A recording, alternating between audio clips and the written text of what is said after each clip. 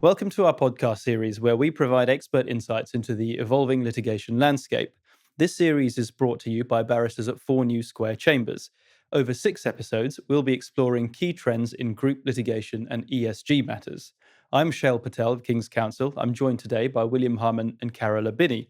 The three of us are commercial and fraud litigators, and relevant for today, we've been involved between us in many of the group securities cases brought in the financial list in recent years. So in this episode, we'll be discussing group securities litigation and particularly recent developments in what has been a busy year in this space.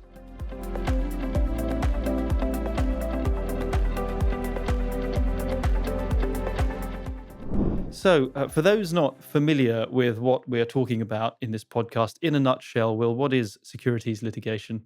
So, in the broadest possible terms, these are statutory claims by investors against publicly listed companies for loss arising from formal market disclosures.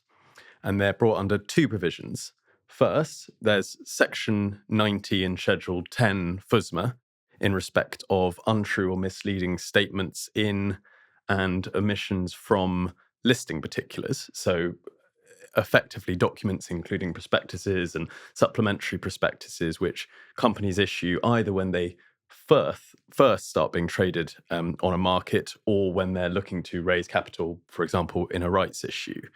And then second, there are claims under Section 90A FSMA and Schedule 10A FSMA in respect of wider categories of information published by companies from time to time in the ordinary course of business on regulatory news channels, including things like annual reports and interim results. And broadly, there are 3 key differences between claims under Section 90 and Section 90A. So first, investors can bring claims under Section 90 in respect of delays in publishing information, as well as the untrue or misleading statements and omissions. Second, investors are required to prove that a person discharging managerial responsibilities within the issuer knew about the untrue or misleading statements, omissions, or delay, or in the case of statements, was reckless as to the statements. And so it's effectively, under Section 90A, a fraud claim. And for these purposes, Mr Justice Miles decided in the G4S litigation that I'm sure we'll be coming back to, that a person discharging managerial responsibilities is effectively an English law director. So that would include a de facto director or possibly a shadow director. And then the third key difference between Sections 90 and 90A is that under Section 90A, investors must also prove that they relied on the published information at a time and in circumstances where it was really reasonable to rely on it. And that's a pretty vexed issue that I think Carola is going to say a bit more about later. Great, thank you. And you mentioned G4S in your answer to that, Will. Thanks. Carola, can you just run us through what other cases have been rumbling through the courts in the last few years, just to give some context for what's to come? Sure. So it's a real growth area. There have been quite a few. The first big one was the RBS rights issue litigation. So that was a prospectus claim under Section 90. Then there were a string of Section 90A claims. So there was Tesco, a claim against RSA, the insurer, G4S, which Will's already mentioned, and Serco. So the latter 2, both outsourcing companies. In terms of the major claims that are live at the moment and generating a lot of the case law we'll be talking through, there's Standard Chartered, a claim against the commodities company Glencore, another bank, Barclays, and then claims against Reckitt and Invidior, so 2 pharmaceutical companies which are effectively being sued in the same proceedings. So those claims all involve proceedings under Section 90 and Section 90A. Claims have also been filed against a few other companies. The ones I'm aware of are Petrofac, Boohoo, and Entain, but those are all at earlier stages and more in the pipeline at the moment. So, Shail, I think you were going to talk us through a bit about what's been going on with case management and trial structure in some of those recent cases. Yes, so this is a really interesting issue. When you put the law to one side, what is the procedure that's going to govern these cases? And that has really evolved in the last few years. and particularly on the question of split trial. So what order are the issues that Will talked about going to be decided in? And so some recent history, if you go back to 2017, the first Tesco CMC came on, and the claimants in that case pitched for a split trial, and the judge, Mr Justice Hildyard, refused it, but for pretty prosaic reasons. It was just to do with what the court could accommodate and the delay that would be caused. So post 2017, everything was left to play for. RSA was the next major group securities case to come along, and in March 21, it got to the first CMC. And it was common ground at that CMC that it was necessary to deal with quantum separately. And that's often been common ground in these cases. It's very dependent on what the liability findings are. So the claimants in that case approached the first CMC arguing that there should be a trial one which just deals with standing and questions of falsity of published information and whether that published information was fraudulent. In terms of standing, the intention is often to deal with that outside of the litigation process, and that was the intention in RSA, and the claimants did in fact deal with it outside of the court process through a series of bespoke pleadings. But going back to then what was left in trial one, you had the falsity and fraud issues, and then the real question, the real issue was whether reliance should also be dealt with at that stage by sample.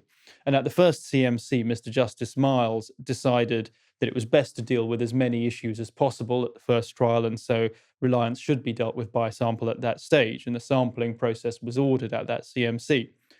But what then happened was the claimants worked on and developed their reliance case. It became more complex legally and factually. It drew in more expert evidence in areas like market efficiency, materiality, investment management. And by the February before the trial, so it's 2022, there was another hearing in advance of the trial, and the claimants argued that, in fact, all of those reliance issues should be put back. They should be taken out of trial one and put back. And the judge agreed. He agreed that reliance had become an unwieldy beast. It shouldn't be dealt with, couldn't properly be dealt with at that first trial. And so it went back, and the only issues then that remained were the falsity and fraud issues. So that rather set the stage for the cases which came after, because the first CMC in G4S was a couple of months after that. And the claimants in that case decided to just go straight for what had become known as the RSA split, saying, well, this is the way to deal with this. The defendant resisted. And Mrs. Justice Falk, who heard that, did order the RSA split. So standing, falsity, and fraud were all put in trial one with everything else for later. But with a caveat, she said that the claimants still had to progress their reliance cases. They couldn't just wait and do nothing until after trial one. And so the sampling process continued. She ordered it to continue. And the sampling claimants would potentially need to give disclosure and witness statements before trial one. So the balancing exercise was struck differently when the issue was looked at the start of the case rather than re-looked at halfway through the case. So that was G4S. The Serco CMC then came along about a month later, and that came before the same judge, who unsurprisingly made the same decision she made on split trial. So by the summer of 22, you had RSA, G4S, and Serco each splitting the issues in the same way, raising the question, is this the new orthodoxy? Is this now sufficiently etched into the rule book so that you could conclude that this was likely to be how a judge would manage a group securities case? Now, nothing then happened for a year or so. The next case to come along in terms of a major CMC was the Glencore CMC in May of this year, 2024, and the same split was ordered more or less by consent, with the caveat that Glencore is a quite different type of case. It's predominantly a prospectus case. Many of the claimants don't advance any reliance cases at all, so perhaps different reasons for adopting the same kind of case management. That said, Standard Chartered came before the financial list for the CMC in which split trial was considered in June of 2024. And Mr. Justice Green, in that case, continued to follow the RSA, Serco, G4S orthodoxy, subject to one interesting modification, which was the claimants in that case had what they call common reliance cases, which have been put in trial one as well.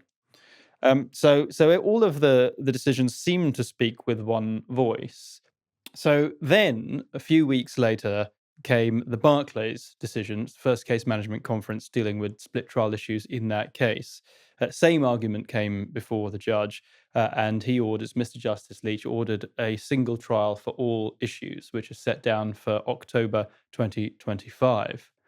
The judge distinguished Standard Chartered on the basis that it was a much bigger case and so more suitable for a split trial, although it's not clear why Barclays was particularly different from G4S and Serco, which were similarly sized cases in terms of the number of claimants.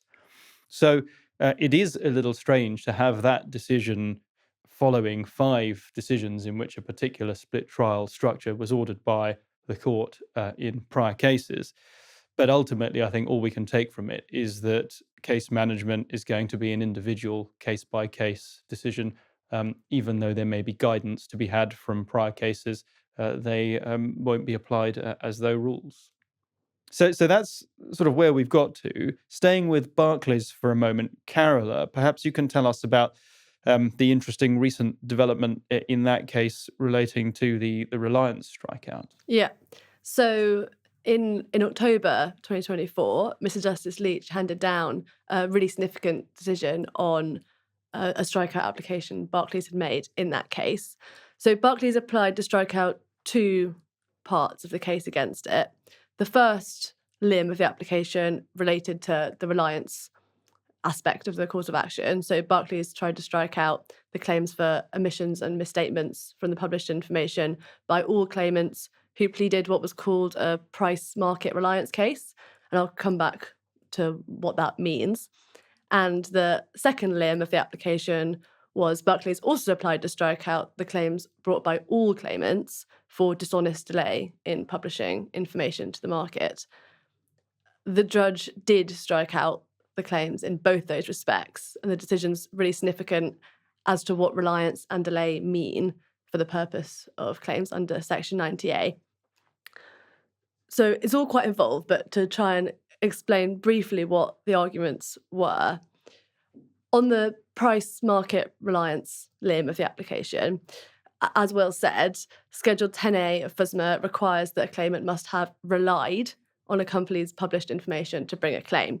There's been a debate brewing throughout the securities litigation case law so far about what reliance really means in a FSMA context, and that's finally come to a head with this Barclays strikeout application.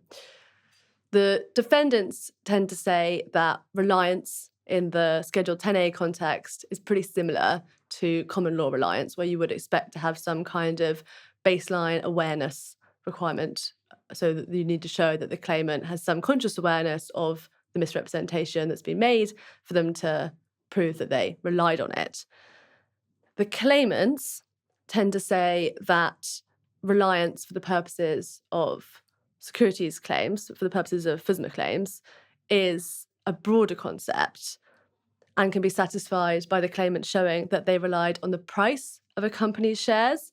So how that's said to work is that the price in an efficient market reflects the market's assessment of all the available information about the company, including, obviously, the company's published information. So the price is said to be a kind of proxy. Barclays applied to strike out the claims of all those claimants whose claims were based only on price market reliance. They weren't claiming, in essence, that they'd ever read the published information.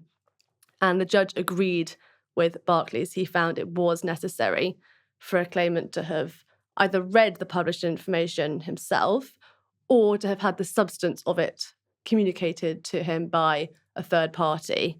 So relying on the price alone wasn't enough to get you through the door. And that leaves open some interesting questions, principally how much of the published information or what part of the published information needs to have been communicated and by who for the awareness threshold to be satisfied. The other limb of the strikeout application related to the claims that were brought by all the claimants, really in the alternative to the primary omissions claims, for dishonest delay in publishing the true position to the market. And that's very common in these kinds of claims, that you have a omissions claim and then as a kind of catch-all alternative, a delay claim in respect of essentially the same information and the same loss. And Barclays applied to strike all those claims out, essentially on the basis that they said that delay should be understood to require that the information subject to the delay was published, just late. So they said that to get through the door and delay, you have to show accurate but late publication. And the claimant said that was wrong, and a delayed claim arose as soon as something ought to have been published but wasn't. And it didn't matter whether or not there was an end date, whether the thing was later published to the market or if it wasn't. And again, that the judge agreed with Barclays and struck all those claims out. And that raises lots of interesting questions, but I think we're on a schedule, so they're probably questions for another day. Thank you. It's very helpful. And that's obviously a recent development. There have been a clutch of other recent developments with a particular issue that's now come before the court, I think, 3 times, and we've got at least 2 decisions, but Will's going to tell us about that. Yes, well, more broadly than that even, one of the interesting things about these cases is that as well as creating new law, they sometimes require the courts to look again at points that have been around for a while. And the best example of that recently is Mr Justice Picken's privilege decision in the Glencore case, where the court effectively departed from a long line of authority stretching back to the 19th century, which had previously been understood to confirm the existence of the so-called shareholder rule, that a company cannot assert privilege against its own shareholders, except where it is claimed over documents which came into existence for the purposes of the litigation against the shareholder. And as I say, this rule was thought to go back to the 19th century, but had been applied relatively few times in recent years and hadn't received any real scrutiny since a case called Sharp and Blank in 2015. But you can see how the question of when a company can insert privilege against its shareholders will be highly material in the securities context, where often the claim will be following a criminal or regulatory investigation, where the company will have taken extensive legal advice and potentially produced thousands of documents which would otherwise be subject to litigation privilege. And therefore, as you say, it's a point which has arisen on multiple occasions in quick succession in the securities context. And when it first came before the court in the G4S litigation in 2023, Mr Justice Michael Green accepted that the shareholder rule existed, but declined to extend it beyond legal owners of shares to, for example, beneficial owners, and in any event declined to order disclosure on case management grounds. And then in late 2024, the point came back before Mr Justice Picken in the Glencore litigation, and this time the court held that the shareholder rule does not exist at all, but if it does, then it should be capable of application to both legal and beneficial owners of shares. And then in what must have been a pretty stressful situation for everyone involved, the Glencore decision was handed down at around 10 a.m, with the parties due to argue the same point before Mr Justice Leech in the Barclays litigation at 2 p.m. that same day. And so at time of recording, Mr Justice Leech is yet to hand down his judgment on that argument. And it remains to be seen whether he'll agree with Mr Justice Michael Green, or he'll agree with Mr Justice Picken, or whether he'll find some kind of third way. And then the other thing I would say, just in the context of looking again at old points in this in these cases, both under Section 90 and Section 90A, there is a standing issue, which essentially involves looking at whether or not the claimants owned relevant securities or had a relevant interest in securities at the times which are material to the claim. And precisely what that means is far from straightforward in a modern dematerialized securities market with lengthy chains of custodians, sub-custodians, nominees, and also with claimants who are literally trading billions of securities a year. And the point of principle as to what satisfies the standing test originally came before Mr Justice Hilliard in the Tesco litigation back in 2019. And in that case, the court held that we're essentially looking for the ultimate investor or the ultimate beneficial owner of the shares, and probably also the legal owner. But exactly how such sort of, for want of a better word, traditional English law concepts are going to map onto foreign investment structures is something that remains to be seen. And then there's also an ongoing debate about what sort of evidence you would need to prove the relevant interest in securities in the modern world. So in the Glencore litigation, for example, Mr Justice Bryan suggested that the claimants needed to provide chain of custody evidence going right from them all the way up to the legal owner, who will usually be a member of the trading platform Crest. But then later in 2024, more recently, Mr Justice Michael Green questioned whether such disclosure would make any difference at all in the standard chartered litigation. So again, these cases are causing the courts to go back and look at such fundamental questions as what does owning a share mean, as well as entering uncharted territory as to the meaning and effect of sections 90 and 90A more generally. Thanks for that, Will. So, a busy year in group securities. Hope that's been helpful. Thank you very much for joining us. If you're watching on YouTube, don't forget to hit the subscribe button to stay updated on new episodes. You can also find a link to our regular podcast series called 4 New Square Chambers in Brief at the bottom of this video. For more expert insights, please visit our website at 4newsquare.com.